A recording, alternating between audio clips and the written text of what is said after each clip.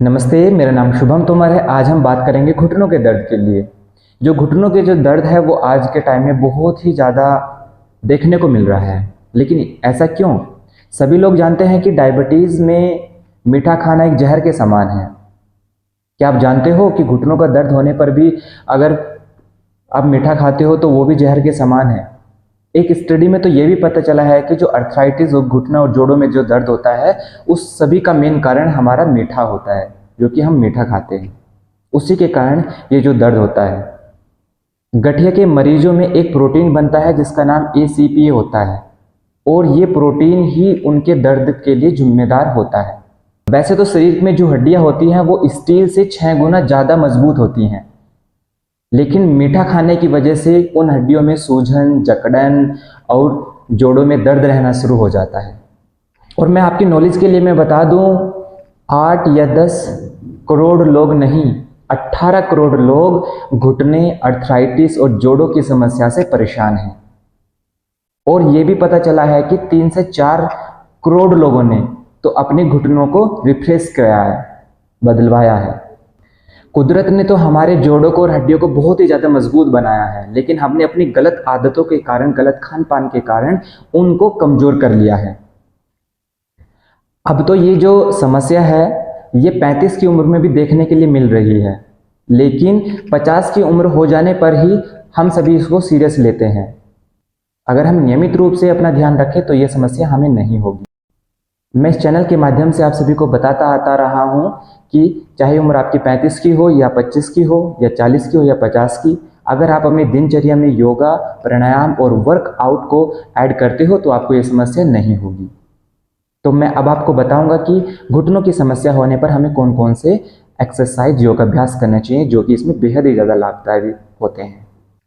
सबसे पहले हमें इस प्रकार से दंडासन में बैठ जाएंगे और बैठने के बाद दोनों हाथों को यहाँ इस प्रकार से रख लेंगे और फिर अपने टोज को हमें ऐसे आगे की तरफ खींचना है और फिर पीछे की तरफ खींचेंगे। जब हमारे टोज आगे की तरफ खींचेंगे तो हमें सांस को छोड़ना है और जब वापस पीछे आएंगे तो सांस को लेना है। इस प्रकार से ये जो एक्सरसाइज है आपको ये नॉर्मल ऐसे कम से कम 20 के हमें 3 से 4 सेट करने होंगे। अगर आपको घुटनों की समस्या है ये जो है ये बहुत ही ज़्यादा लाभकारी होता है घुटनों के दर्द के लिए, ये जो अभ्यास है, ठीक है। और ये आपको दंडासन में बैठकर ही करना है और ऐसे। इसके बाद हमें अपने अपने टोज को इस प्रकार से, एक एक पैर के टोज को इस प्रकार से हम ये मूव करेंगे, ऐसे, ये इस प्रकार से। एक टोज हमारा आगे की तरफ खींचा हुआ होगा, एक पीछे की तरफ, जितना हम उसको खींच सकते हैं, ठीक है। ये भी हमें सेम ऐसे ही करना है, ठीक है। इसके बाद हम नंबर 3 पे आते हैं। इस प्रकार हमें दोनों पैरों के पंजों को ऐसे गोल गोल सर्कल में हमें बनाना है। इस प्रकार से बड़ा सर्कल बनाने की कोशिश करेंगे, ऐसे।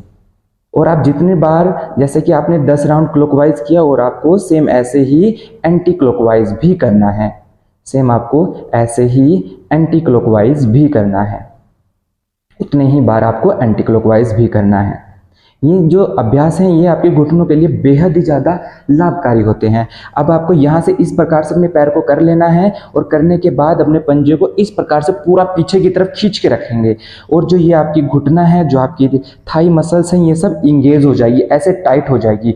और कुछ लोगों की तो जब ये ज़्यादा पीछे की तरफ खींचेगा उनकी इस प्रकार से यहाँ जो हील्स है वो ऊपर की तरफ उठ जाएगी 1 से 2 इंच। ये बेहद ही ज़्यादा लाभकारी है आपके घुटनों के दर्द के लिए, ये भी बहुत अच्छा है। लेकिन कुछ लोगों को इस प्रकार से अपने टोज को पकड़ लेना है और अपनी एडी को इस प्रकार से आगे की तरफ खींचना है और आपकी जो एडी है वो हल्का सा आपकी लिफ्ट अप हो जाएगी, ऊपर की तरफ उठ जाएगी और यहाँ आपको होल्ड करना है। जितना आप होल्ड करोगे उतना आपके लिए बहुत ही ज़्यादा अच्छा रहेगा और फिर धीरे धीरे हम इसको छोड़ देंगे, ठीक है। ये अभ्यास। अब दूसरा हमें क्या करना है, सिर्फ हमें यहाँ अपनी जो ये थाई जो है इसकी मसल्स को इंगेज करना है, कुछ ऐसे, देखिए यहाँ से कुछ ऐसे, ये जैसे कि हमें एकदम टाइट करेंगे, ये टाइट करेंगे इनको, ये ऐसे, ये हम अपने थाई को इस प्रकार से टाइट करेंगे ये, और टाइट करने के बाद हम इसको होल्ड करके रखेंगे।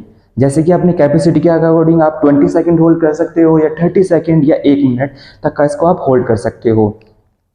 ये जो छोटे छोटे से अभ्यास हैं ये बेहद ही ज़्यादा लाभकारी होते हैं हमारे घुटनों के लिए।